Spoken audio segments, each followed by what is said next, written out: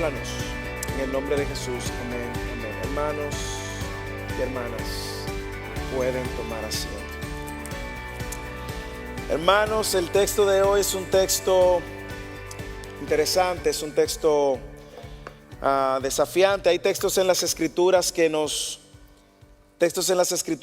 ayudan, nos motivan, nos encantan. Hay textos en las escrituras que nos confrontan, hay textos en las escrituras que nos llenan de gozo, hay textos en las escrituras que nos traen convicción. Hay textos en las escrituras que necesitamos tiempo para digerir. Y el texto de hoy es un texto que nos compete a todos y a todas sin excepción. Y yo quiero que usted sepa que aun cuando voy a predicar este texto, quiero hacerlo desde la posición más sensible posible, reconociendo que el tema del divorcio es un tema delicado, muy delicado. Y probablemente todo el que está aquí, sin excepción alguna, se ha visto afectado por el divorcio de alguna manera. Algún familiar, algún amigo, algún hijo. Usted mismo sabe que es un tema complejo y sensible. Pero qué bueno que contamos en las escrituras con textos que nos hablan acerca del divorcio y del matrimonio, y que la escritura ha sido clara. De hecho, este tema no es la primera vez que Jesús lo aborda, ya lo abordó en Mateo capítulo 5. Y si usted estuvo aquí, recordará que en Mateo 5 hablamos en el Sermón del Monte, en una audiencia diferente. En Mateo 5 Jesús le hablaba a sus discípulos y a la multitud acerca del divorcio. Y recuerda que en el Sermón del Monte Él venía poniendo, estableciendo un estándar mayor. Y Él decía así: ustedes necesitan una justicia mayor a la de los fariseos. Y ponía los estándares más altos. Ustedes escucharon en la antigüedad que se dijo que si ustedes eran encontrados en adulterio, en el acto mismo. Pero yo os digo que el que codicia a una mujer ya ha cometido adulterio. El estándar Jesús lo venía subiendo. Pero en esta ocasión la audiencia es diferente. La audiencia son los fariseos, que se le acercan para probarlo con respecto a este tema. Y usted se preguntará: ¿y por qué los fariseos quieren probar a Jesús con el tema del divorcio? Bueno, el tema del divorcio no solamente ahora es un gran tema caliente, un tema de mucha tensión, sino también que en la antigüedad lo era. El pueblo de Israel estaba dividido por el tema del divorcio. Y el tema de hoy pues nos refleja una realidad que estamos viviendo todavía hoy en el 2021. El divorcio se ha convertido en una pandemia.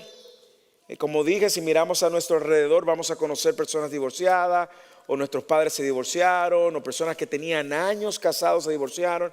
Y siempre es delicado y doloroso. Abuso sexual, abuso físico, infidelidad, vidas destruidas, niños destruidos, iglesias destruidas.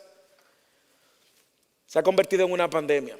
De hecho, las estadísticas dicen de matrimonio en los Estados Unidos que aproximadamente cada 36 segundos ocurre un divorcio en algún lugar en los Estados Unidos. Más de 1 millón de divorcios al año. Se haga la matemática, divide entre 365, divide luego entre 24, divide luego entre 60 y luego divide entre 60. Cerca de 36 segundos, cada 36 segundos se comete un divorcio en los Estados Unidos. Las Naciones Unidas dicen que Estados Unidos ocupa el tercer lugar de divorcios, y leyendo las estadísticas veía que decía que el número de divorcios iba descendiendo, y no por falta de divorcio, sino porque por otro lado el matrimonio ha sido y está puesto bajo ataque. Los jóvenes no quieren casarse y prefieren mudarse juntos y vivir juntos. Así que no hay más divorcio porque hay menos personas casándose. El texto de hoy nos interesa a todos. Al que está casado, al que está divorciado, al que está soltero, al que piensa casarse, y aún a los niños que ven el matrimonio de sus padres bien, que tienen un llamado también para orar por sus padres. Lo bueno de predicar expositivamente, lo dije la semana pasada, es que no podemos saltar estos textos. Tenemos que lidiar con ellos. Así que quiero invitarte a que abras tu Biblia o encienda tu Biblia en el capítulo 19 de Mateo y volvamos a leer estos 12 versículos que hablan de la perspectiva que Jesús tiene del matrimonio y consecuentemente del divorcio. Pero la perspectiva de Jesús acerca del divorcio sí le he llamado al título de este sermón. Así que vamos a leer juntos y vaya con su Biblia, de manera que no solo usted escuche lo que el predicador dice, sino que también lea lo que Dios dice. Y aconteció que cuando Jesús terminó estas palabras, ¿cuáles palabras? Bueno, todas las que él dijo en el capítulo 18. Partió de Galilea y se fue a la región de Judea y al otro lado del Jordán. Y le siguieron grandes multitudes y los sanó allí. Y se acercaron a él algunos fariseos para probarle, diciendo: ¿es lícito a un hombre divorciarse de su mujer por cualquier motivo? Subraye eso, por cualquier motivo. Y respondiendo Jesús dijo: ¿no habéis leído que aquel que los creó desde el principio los hizo varón y hembra? Y añadió: por esta razón el hombre dejará a su padre y a su madre y se unirá a su mujer, y los dos serán una sola carne. Por consiguiente, ya no son dos, sino una sola carne. Por tanto, lo que Dios ha unido, ningún hombre lo separe. Ellos le dijeron: entonces, ¿por qué mandó Moisés darle carta de divorcio y repudiarla? Él les dijo: por la dureza de vuestro corazón, Moisés os permitió divorciaros de vuestras mujeres, pero no ha sido así desde el principio. Y yo os digo que cualquiera que se divorcie de su mujer, salvo por infidelidad, y se case con otra, comete adulterio. Y los discípulos le dijeron: si así es la relación del hombre con su mujer, no conviene divorciarse. Qué reacción tan humana la de los discípulos. Versículo 11. Pero él les dijo: no todos pueden aceptar este precepto, sino solo aquellos a quienes les ha sido dado. Porque hay eunucos que así nacieron desde el seno de su madre. Hay eunucos que fueron hechos eunucos por los hombres. Y también hay eunucos que asimismo se hicieron eunucos por causa del reino de los cielos. El que pueda aceptar esto, que lo acepte. Como les dije, es un texto difícil, no popular. Sin embargo, muy claro al leer el texto, vemos que Jesús ofrece una perspectiva bíblica acerca del matrimonio. Aquí queda muy claro lo que Jesús cree acerca del matrimonio. Le preguntan acerca del divorcio y él responde acerca del matrimonio. Y esa es la idea que el texto comunica, la perspectiva de Jesús del matrimonio y del divorcio. A la luz de eso, entonces, ¿qué nosotros debemos de hacer si Jesús está enseñando la perspectiva bíblica de este tema? Bueno, como pueblo de Dios estamos llamados a abrazar la cosmovisión que Jesús enseña y no la que la sociedad nos quiere imponer. Así que, como dije, el título del sermón es la perspectiva de Jesús acerca del divorcio. Y voy a hablar de dos perspectivas que Jesús deja claro, dos aspectos que Jesús deja claro en el texto, y voy a terminar con una exhortación para los solteros y solteras que están en esta congregación hoy. Lo primero es que el divorcio, según Jesús, atenta contra el plan de Dios para el matrimonio. El divorcio atenta contra el plan de Dios para el matrimonio. Lea el versículo 1 al 6. Y aconteció que cuando Jesús terminó estas palabras, partió de Galilea y se fue a la región de Judea, al otro lado del Jordán. Bajó un poco, es decir, bajó al sur. Y le siguieron grandes multitudes y lo sanó allí. Y se acercaron a él algunos fariseos para probarle, diciendo: ¿es lícito, está en la ley? Eso es lo que está diciendo. Está en la ley divorciarse. De hecho, en inglés es más claro, dice es lawful. ¿Es lícito divorciarse de su mujer por cualquier motivo? Y respondiendo Jesús dijo: ¿no habéis leído que aquel que os creó desde el principio los hizo varón y hembra? Y añadió: por esta razón, porque Dios lo hizo así desde el principio, dejará el hombre a su padre y su madre, se unirá a su mujer y los dos serán una sola carne. Por consiguiente, ya no serán dos, sino una sola carne. Por lo tanto, lo que Dios ha unido, ningún hombre lo separa. Yo quiero que usted observe el texto y vea la transición que Mateo hace de la narrativa anterior que vimos la semana pasada acerca de ese proceso de restauración y confrontación o proceso de disciplina. Si usted recuerda, la semana pasada terminaba hablando de ¿qué? Del perdón y de perdonar, y de cuántas veces Pedro preguntó: ¿cuántas veces debo de perdonar? 7 veces, y vimos eso la semana pasada. Y aquí Mateo está usando algo que no es la primera vez que lo usa para mostrarnos esta transición diciendo: y aconteció que cuando Jesús terminó estas palabras, todo lo que él dijo anteriormente, pero esto también para dejarnos claro en la narrativa de Mateo, que esto continúa siendo parte del ejercicio de Jesús discipular a sus discípulos. Y Jesús terminó ahí y ahora se mueve una región, dice que le siguen grandes multitudes, y Jesús hace lo que él ha venido haciendo. ¿Qué ha venido haciendo Jesús? Sanando y mostrando compasión por el necesitado. ¿Y qué hacía mientras sanaba y mostraba compasión? Dando las credenciales una vez más de que él es el Mesías. Y eso va a continuar en la próxima semana. Vamos a ver más adelante cómo Jesús entra a Jerusalén y el pueblo lo recibe, porque dijeron: wow, Hosana en las alturas, porque él ha venido demostrando que él es quien él dijo ser. Ahora Jesús viene y los fariseos le dan el comité de bienvenida. Son estos líderes religiosos que quieren tentarlo y quieren probarlo. Y la pregunta sería: ¿por qué quieren ellos probarlo? ¿Cuál es el interés que tienen los fariseos de tentar a Jesús? Bueno, si usted ha estado durante toda la serie, recordará que Jesús ha venido desmontando la interpretación incorrecta que los fariseos le han venido dando a la ley. Si usted ha estado con nosotros, recordará que los fariseos pusieron vallas alrededor de la ley y pusieron una serie de interpretaciones y de leyes para que el pueblo supuestamente no violentara la ley. Pero haciendo esto, alejaron al pueblo del espíritu y el corazón de la ley, y más aún hicieron que el pueblo estuviera lejos de Dios y de su voluntad. Y Jesús ha venido desmontando esto una y otra vez con sus enseñanzas. Ustedes escucharon que fue dicho eso, pero yo os digo esto. Ustedes escucharon esto, pero está escrito así. Y ahora ellos quieren hacer a Jesús impopular o no popular. Ellos quieren que Jesús se deje de ganar más fama. Y hay quienes entienden que ellos prueban a Jesús por dos cosas. Uno, hay quienes entienden que ellos prueban a Jesús para que Jesús decida de qué lado de la interpretación rabínica de la época Jesús se inclinaba.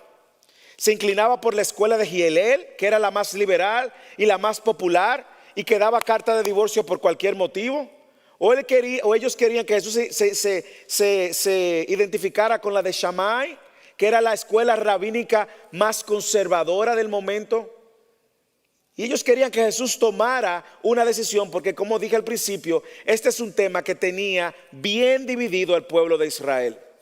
El más popular y el más aceptado por todos era el Gielel, era la más liberal, la escuela liberal de Gielel, de esta escuela rabínica. Pero hay otro grupo de personas que entienden que Jesús fue tentado por los fariseos porque Jesús estaba en una región, en esa región de Judea, Perea, donde quien gobernaba era el gobernador Herodes de Antipa, el mismo gobernador que mandó a decapitar a Juan el Bautista, porque Juan el Bautista denunció que él era un adúltero por haberse casado con la esposa de su hermano. Y hay quienes entienden que él es tentado para que él gane esta fama y que se vea en contra de lo que ya Juan el Bautista había hecho, o que se vea igual que lo que Juan el Bautista hizo en contra del gobernador que gobernaba sobre esta región, que era Herodes de Antipa. Y aquí están ellos probándole, pero mire la respuesta de Jesús. Mire la respuesta de Jesús, versículo 4. Y respondiendo Jesús dijo: ¿no habéis leído? Déjeme decirle algo. Esa respuesta en sí mismo no era una respuesta muy linda, que digamos. Porque si algo los líderes religiosos hacían era leer y estudiar la ley. Y cuando él les dice: no habéis leído, es como que, ¿cómo así? Si nosotros somos los que más hemos leído, nosotros somos los que más sabemos, nosotros somos los que más conocemos. ¿Qué tú nos quieres decir? Y Jesús le cita la escritura, Génesis 1:27 y Génesis 2:24. Dice: ¿no habéis leído que aquel que los creó desde el principio los hizo varón y hembra? Génesis 1:27. Y añadió, Génesis 2:24: por esta razón el hombre dejará a su padre y a su madre y se unirá a su mujer, y los dos serán una sola carne. Por consiguiente, ya no son dos, sino una sola carne. Y mire cómo concluye: por tanto, lo que Dios ha unido, ningún hombre lo separa. Ningún hombre lo separa. ¿Cuál es la respuesta que Jesús le da a esta primera pregunta de dos preguntas que le hacen? Jesús le responde y define su perspectiva del matrimonio y del divorcio con las Escrituras. Con las Escrituras. Ahora, ¿cómo luce esa perspectiva del matrimonio y del divorcio que Jesús está respondiendo ante esta pregunta que busca probarle que no necesariamente era una pregunta bien intencionada? Lo primero es que la perspectiva de Jesús acerca del matrimonio muestra el diseño del matrimonio, el diseño original. Léalo. ¿Qué dice él? Dice, ¿no habéis leído que los creó así? Y se va a Génesis, desde el principio los hizo varón y hembra, los hizo. Jesús le está diciendo, la unión entre un hombre, nacido hombre, que hay que aclararlo en este tiempo, porque en este tiempo no sabemos ahora quién es hombre y quién es mujer. Ahora depende de cómo tú te sientes, y si tú te sientes así, tú eres así, si te sientes asá, eres asá.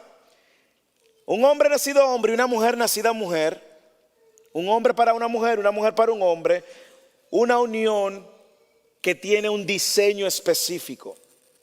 Y lo primero es que la perspectiva de Jesús acerca del matrimonio y consecuentemente de cualquier relación de matrimonio es de entre un hombre y una mujer. Usted puede llamarle unión a cualquier unión, pero matrimonio tiene que ser un hombre nacido un hombre y una mujer nacida mujer.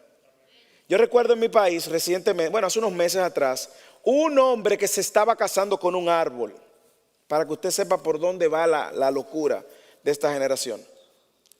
Si una mujer y una mujer deciden unirse, ellos se unen, pero eso no es matrimonio. Si un hombre y un hombre deciden unirse, eso es una unión, pero no es un matrimonio. Porque el diseño de Dios, según Jesús, es que un hombre y una mujer se unan.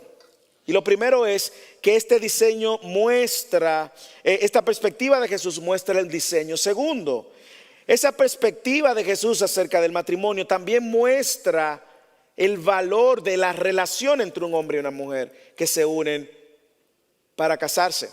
Lee el versículo otra vez.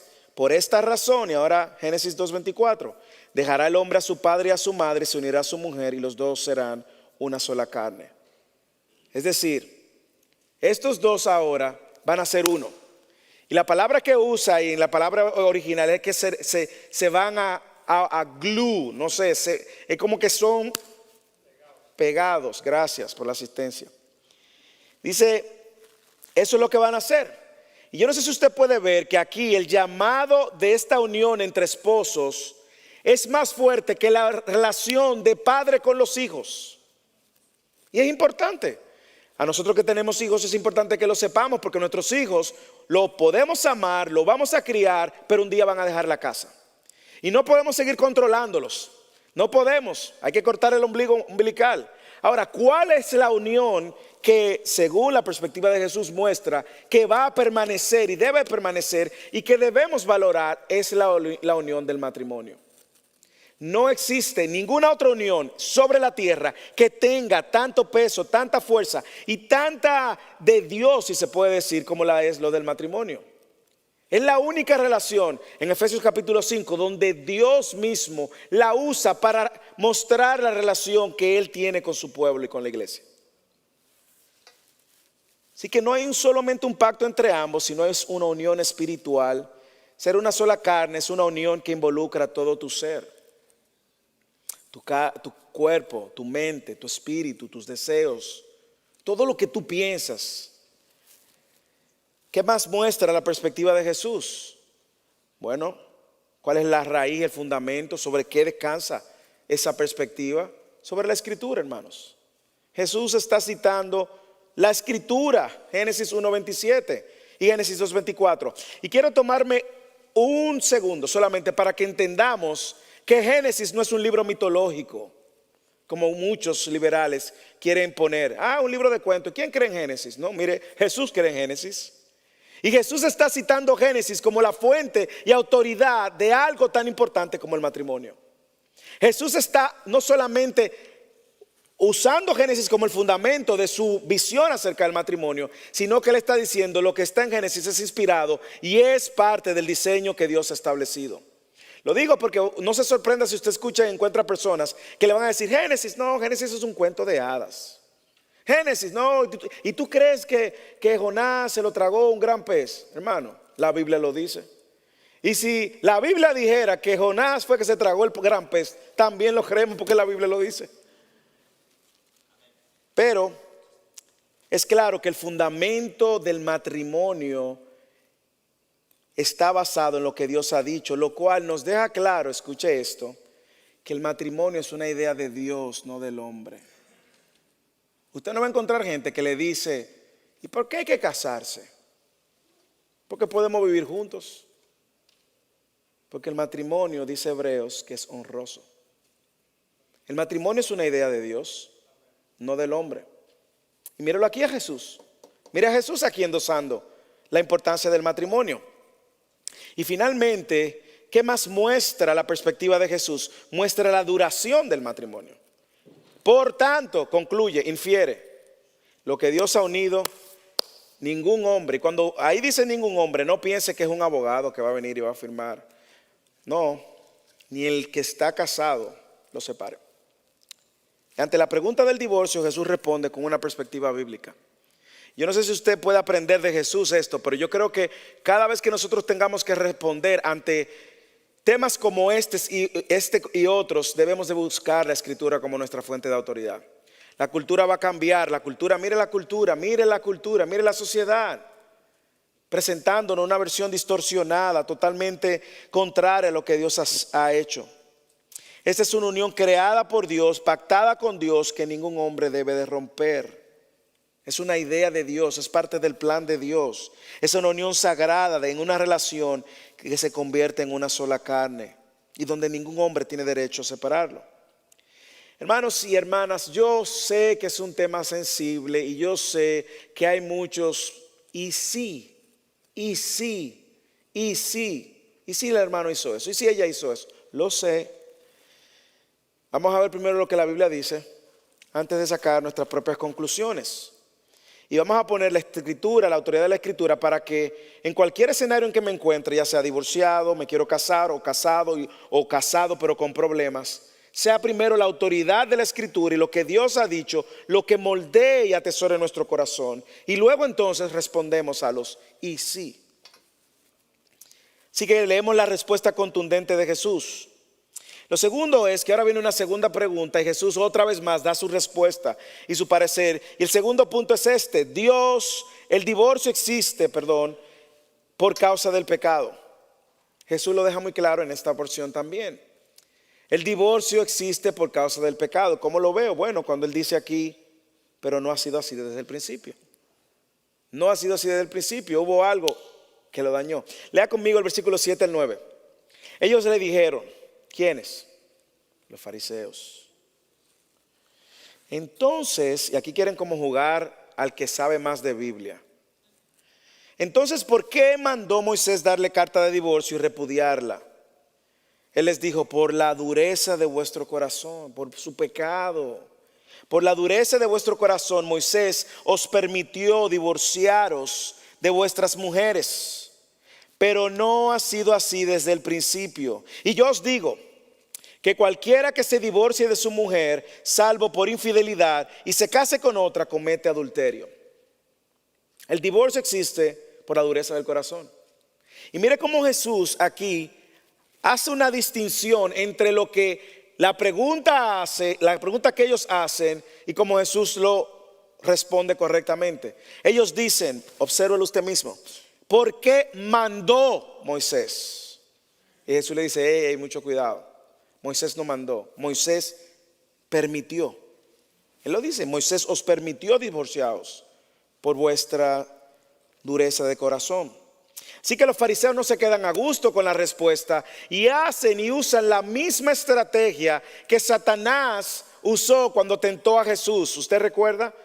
Jesús es tentado, lo lleva a un pináculo del alto y le dice, lánzate, porque escrito está. Y cita un salmo ahí, creo que el Salmo 91, fuera de contexto. Escrito está, si tú te lanzas, los ángeles te van a socorrer.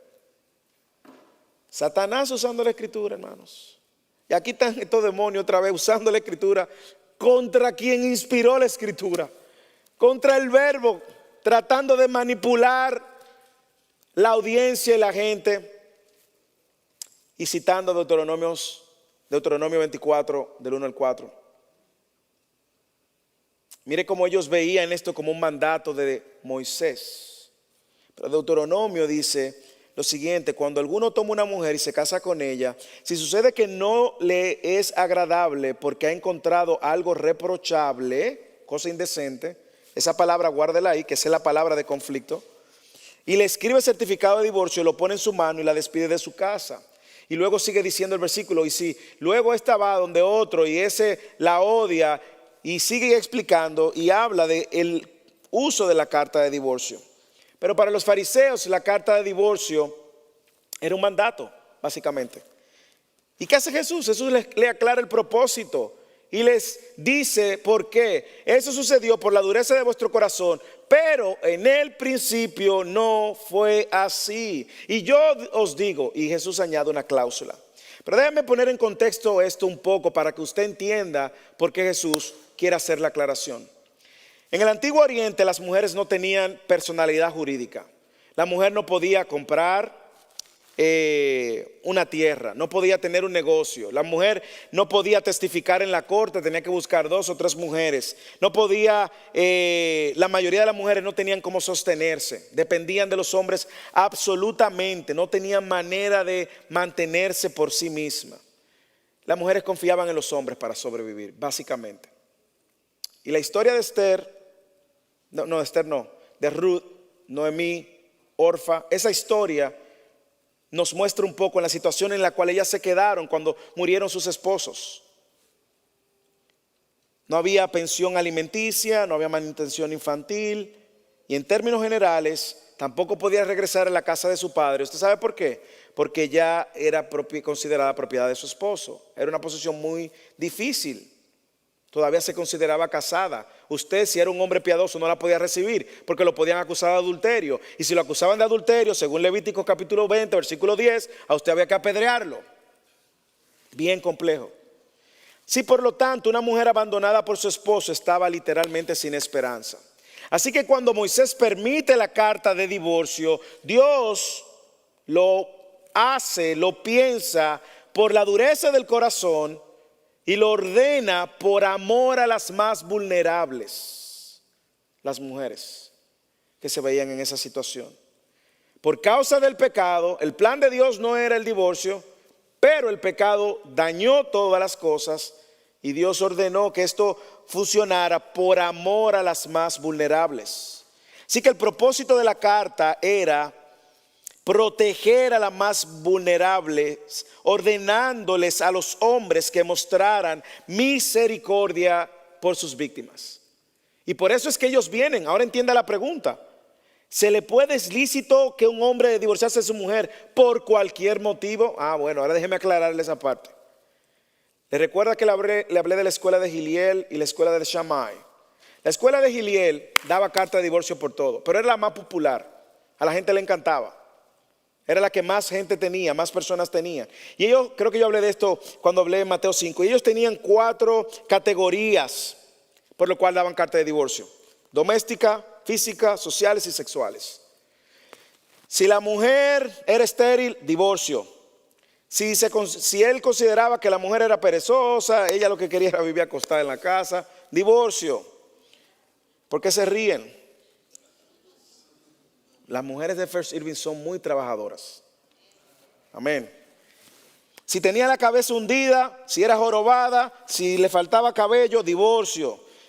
Si no tenía cejas, divorcio. Si tenía una sola cejas, divorcio. Si tenía la nariz chata, divorcio. Si tenía los ojos grandes o pequeños, divorcio. Si era visca, divorcio. Por cualquier cosa, carta de divorcio. Si tenía la oreja pequeña o muy grande o flácida, si le faltaba un diente, divorcio. Si tenía verrugas, él le podía dar carta de divorcio. Si ella visitaba la casa de sus padres sin el permiso de su esposo, divorcio. Oiga esto, los hombres. Si ella le gritaba alto a los hombres y la gente afuera lo escuchaba, divorcio. Usted se imagina en este tiempo, ¿cuántos divorcios? Si le quemaba la comida, divorcio. Si él encontraba a alguien que pensaba que era más bonita, divorcio. Si ella hablaba con otro hombre que no era su esposo, le podía dar carta de divorcio. ¿Usted ve? Ahora usted entiende lo que significa por cualquier cosa. Flavio Josefo, un historiador del primer siglo, él dijo que se permitía el divorcio por every reason, por cualquier condición, cualquier razón. Y los fariseos habían tomado esa palabra indecencia de Deuteronomio 24 para entonces decir, bueno, indecencia es todo lo que acabamos de mencionar, sin hablar de las demandas sexuales, sin hablar de otras demandas sociales. Y nosotros vamos a ver que Jesús es claramente, le está diciendo, el problema es el corazón de ustedes. Y es por el corazón de ustedes que Dios ordenó esto. Por amor a las vulnerables, porque ustedes, abusando de ello, pues entonces estaban exponiendo a muchas mujeres a vivir desamparadas. Y la verdad es que nosotros vemos que Dios no ha endosado el divorcio en ningún momento en la antigüedad tampoco. Malaquías, que es el último libro y uno de los últimos profetas, 2:16 dice, yo detesto el divorcio, dice el Señor, Dios de Israel. Nosotros sabemos que ese es el corazón y el espíritu de Dios. La pregunta es, ¿por qué Dios es tan claro con el tema? ¿Por qué Él no ha estado de acuerdo con el divorcio? Bueno, porque el matrimonio refleja aspectos del carácter de Dios que no se van a reflejar en ninguna otra relación. Esa relación de amor, de sacrificio, de perdón, de paciencia, de fidelidad que el matrimonio nos permite reflejar, no se refleja en ninguna otra relación. Y el matrimonio refleja cosas del carácter que solamente Dios nos ha mostrado. Nosotros sabemos por la Biblia que el pueblo de Israel fue infiel no sé cuántas veces. ¿Y Dios qué hizo? Permanece fiel. Nosotros sabemos por la Biblia que Dios manda a un profeta suyo a casarse con una prostituta para mostrarle el amor que tiene por el pueblo de Israel, diciéndole al pueblo de Israel, ustedes son como esa mujer prostituta. El punto es, hermanos, que Dios ha sido fiel con su pueblo, nunca los ha abandonado. Y la iglesia, que hoy es la novia de Cristo, disfruta de esa fidelidad. Así que debemos de hacer todo lo que está a nuestro alcance, todo lo que está en nuestro poder para evitar el divorcio. Y como dije, yo sé que hay, usted dirá, pero ¿y qué sí? ¿Y qué sí? ¿Y qué sí? Sigamos viendo la perspectiva de Jesús, porque el divorcio vino por causa del pecado, pero no era el plan de Dios. No ha sido así desde el principio. Yo creo que tenemos que aprender rápidamente que como creyentes estamos llamados a rechazar cualquier visión que de la sociedad que trate como de aguar, como de diluir el peso que tiene el divorcio, el matrimonio en una familia cristiana. Tenemos que abrazar lo que Dios ha dicho. La sociedad te va a decir, sí, hombre, suelta eso. Dios dice no, el evangelio lo redime, el evangelio perdona, el evangelio restaura. Es difícil, sí. Pero el evangelio trae esperanza. Es difícil, sí lo es. Pero el evangelio lo redime. ¿Es honroso el matrimonio? Sí lo es. Dice Hebreos 13:4 que es honroso en todo y el lecho sin mancilla. Dios honra el matrimonio. Todo el que está casado debe de ver el matrimonio. Todo el que piensa casarse debe de ver el matrimonio como algo definitivo. No entrar al matrimonio con una cláusula. Si me hace esto, prepárate. No, recuerde Mateo 18. ¿Cuántas veces tú vas a perdonar? Usted ve, luego de Mateo 18, ¿qué viene? ¿Usted sabe los números? Mateo, ¿qué? 19.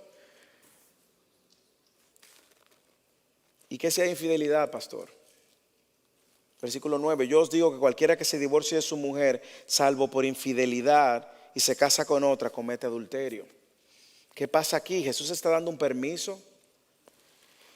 Bueno, el pecado siempre es la razón del divorcio.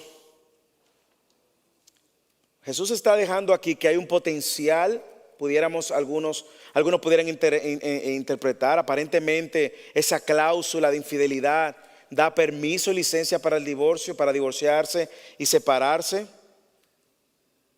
Hay muchos debates acerca de esto.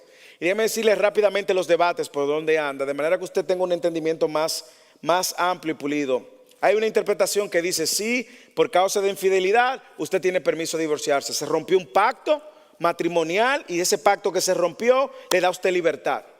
Hay quienes entienden eso.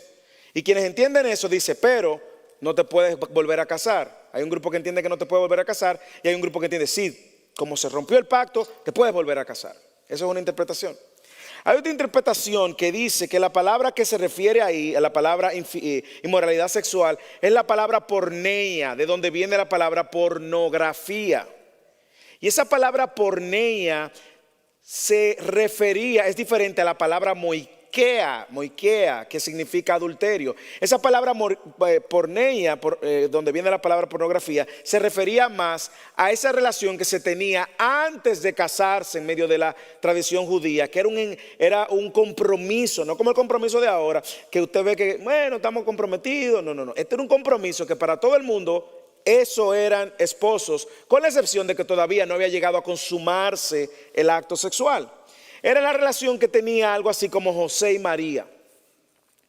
Esa relación así de compromiso que tenía José y María. Y decía, hay dos maneras de usted romper con un contrato cuando está en ese punto como José y María. Una, abandonas a la mujer y tú asumes la responsabilidad y la vergüenza, el hombre la asume. O tú le das carta de divorcio porque fue infiel o por lo que sea. En el caso de María, José estaba tomando una decisión de asumir la vergüenza, aun cuando él creía que María le había sido infiel. Porque ¿qué le pasaba a alguien si era infiel? Levíticos 20:10, lo apedreaban. Así que José decide abandonarla. Bueno, hay quienes entienden que eso se refiere solamente a ese tipo de relación.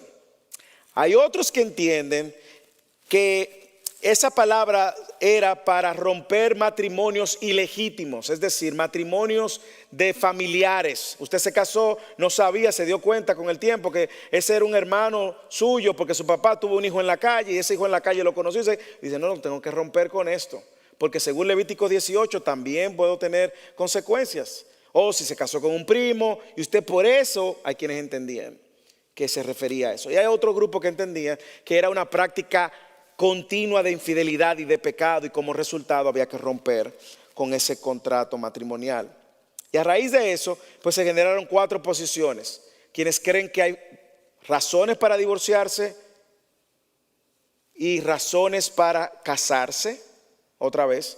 Hay quienes entienden que no hay razón para divorciarse ni hay razón para casarse. Hay quienes entienden que hay razones para divorciarse pero no hay razones para casarse.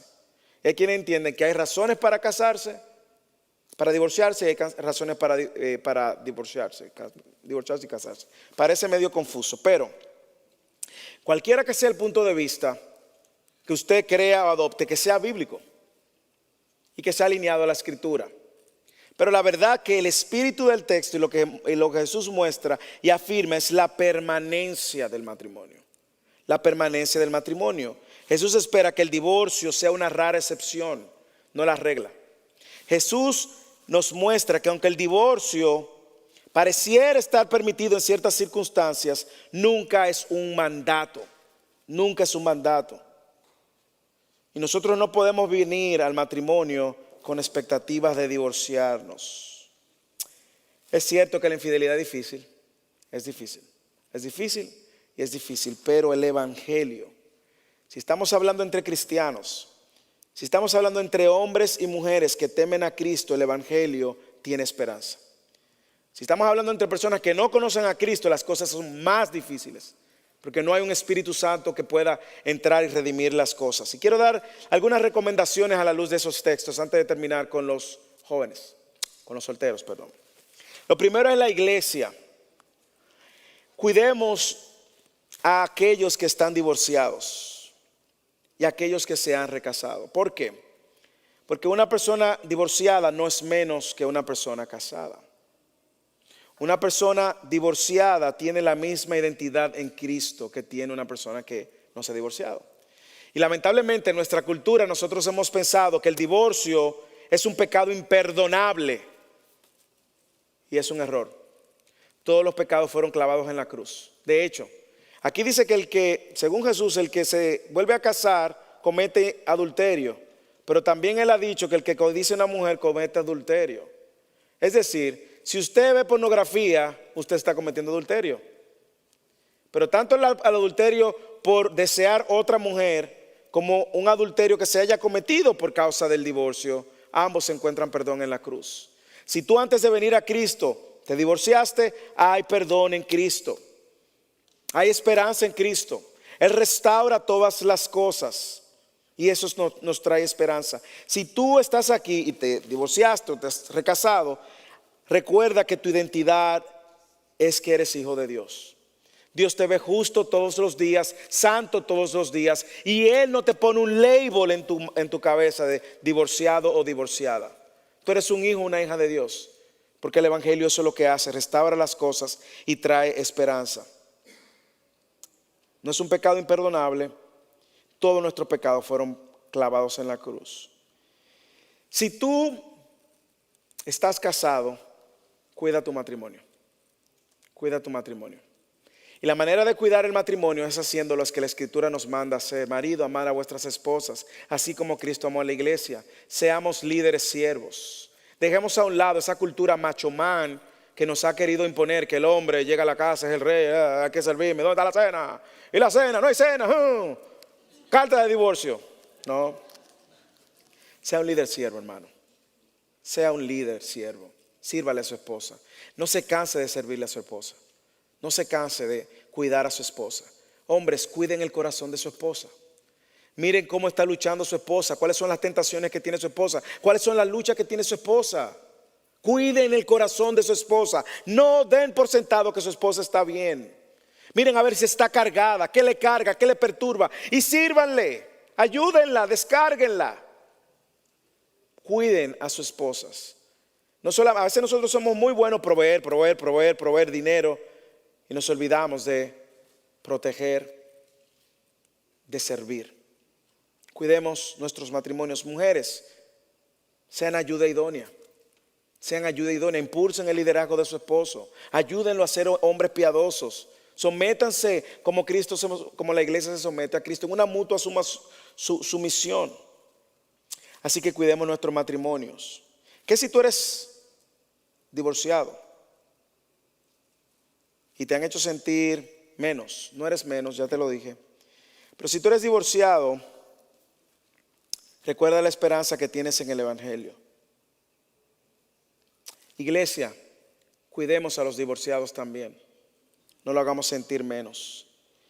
¿Y qué si estoy soltero, ya sea por divorcio, porque murió mi esposo o mi esposa, porque aún no me he casado? Bueno, el tercer punto es para ti y el último punto. La soltería honra a Dios. La soltería honra a Dios también. Versículo 10 al 12. Los discípulos le dijeron: si es así, Jesús, la relación del hombre con su mujer no conviene casarse. A veces he pensado cuando leo eso que había algún discípulo dominicano, porque eso es como una respuesta de un dominicano. Si es así, Señor, no conviene la cosa. Pero Él les dijo: no todos pueden aceptar este precepto, sino aquellos a quienes le ha sido dado. Porque hay eunucos que así nacieron desde el seno de su madre. Hay eunucos que fueron hechos eunucos por los hombres. Y también hay eunucos que asimismo se hicieron eunucos por causa del reino de los cielos. El que pueda aceptar esto, que lo acepte.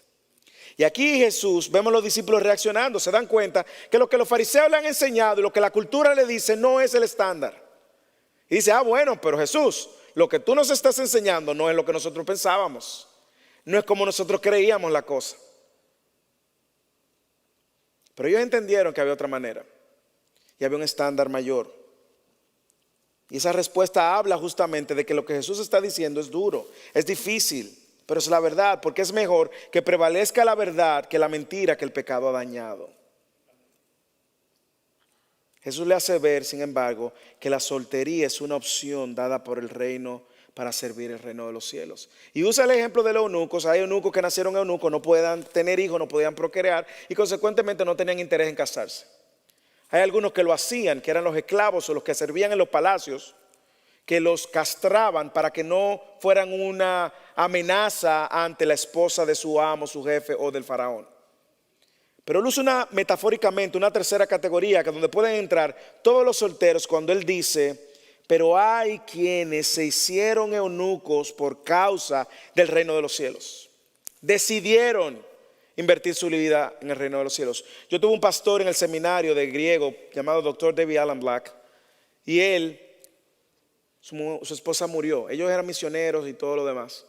Su esposa murió y él siempre anda con su anillo. Y él dice que él decidió ser eunuco por causa del reino.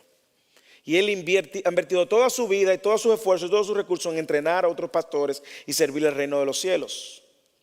Así que, si eres soltero o soltera y no estás pensando casarte, está bien. No dejes que la presión de la sociedad te empuje. Pablo lo decía a los solteros en 1 Corintios 7:8, y a las viudas digo que es bueno para ellos si se quedan como yo. Pero si usted tiene problema con el dominio propio, él decía: cásese, porque es mejor casarse que quemarse. Así que si tú eres soltero y quieres quedarte soltero o soltera, no dejes que la presión social te consuma.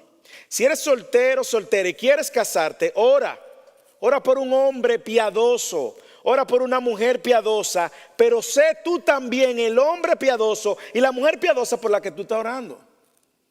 Porque es muy bueno que yo quiera que venga un santo de Dios que caiga del cielo con ojos azules y alas de ángeles, pero yo soy un demonio. Ah, no, pero espérate, no. Usted quiere una mujer piadosa, sea entonces usted un hombre piadoso. Y no quiera que aparezca por ahí una mujer que cumpla las 5 estrellas y usted tiene media estrella. No funciona así.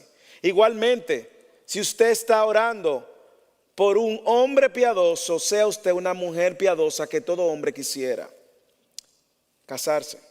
Y le digo algo: si usted está soltero y no está llamado y no siente quedarse soltero, en la iglesia hay hombres y mujeres piadosas. Ponga también en acción el plan de conocerse. Ponga el plan de conocerse. Bajemos un poco el estándar y veamos que quizás le puede tocar un Moisés Gómez así que no parece Brad Pitt, pero ama al Señor. Pero tiene que negociar. No espere un Brad Pitt con el corazón de Billy Graham, porque entonces ¿cómo es la cosa? Un Brad Pitt que sepa la Biblia como John Piper. No, hermano. Tránsese. Pero también ore, hermanos. Si estás soltero y soltera y estás pensando casarte, ora. Ora que Dios te guíe y busca la dirección de Dios en una pareja que ame más a Dios que a ti. Busca un hombre o una mujer que ame más a Dios que a ti. Porque si ama más a Dios que a ti, por amor a Dios, te va a servir bien. Guárdate en tu soltería y mantente puro, pura. Finalmente, a los casados, con esto termino. Iglesia, cuidemos los matrimonios. Cuidemos los matrimonios, no demos por sentado. Seamos diligentes en proteger nuestros matrimonios. Iglesia, cuidemos a los solteros y a las solteras. Animémoslo, pero de una manera sana. Iglesia, no le pongamos presión a los solteros. ¿Y cuándo usted va a casar? ¿Y tú tienes novio? No, eso no ayuda. Ore por ellos. Ay, que Dios te dé un hombre o una mujer de Dios. Quiero terminar con las palabras de John Piper, que nos recuerda que el Evangelio nos faculta a ser fieles y perdonar. Él dice: el Evangelio de Cristo crucificado por nuestros pecados es el cimiento de nuestras vidas. El matrimonio existe para demostrarlo. Y cuando el matrimonio se rompe, el Evangelio está ahí para perdonar y sanar y sostenernos hasta que Él venga o hasta que Él nos llame. Qué bueno que el Evangelio nos recuerda que somos pecadores necesitados de la misericordia y la gracia de Dios. ¿Por qué no inclinamos nuestros ojos y oremos? Y si usted necesita ayuda, pida ayuda. No tenemos todas las respuestas, pero vamos a buscar las respuestas bíblicas. Oremos, Padre.